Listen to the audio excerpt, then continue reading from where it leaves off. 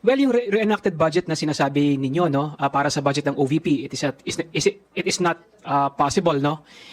Hindi posible yon dahil napaka-imposible nun kasi nga talagang nagtatrabaho ang mga miyembro ng Kongreso para ipasa yung budget on time.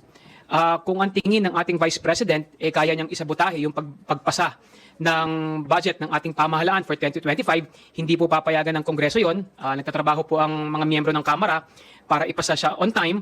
At sana maisip din ng ating Vice President na dyan din nakasalalay sa budget ng OVP yung mga nagtatrabaho sa kanyang opisina, yung mga merong plantilla positions, opisina ng Office of the Vice President na kailangan ng sweldo, kailangan ng trabaho. Sana maisip din niya yon na hindi naman po pwede na lagi na it's all about her. Kailangan din niyang isipin yung mga nagtatrabaho sa kanyang departamento. So yung reenacted budget ng OVP, it is impossible, hindi mangyayari po yun dahil hindi papayagan yun ng Kongreso.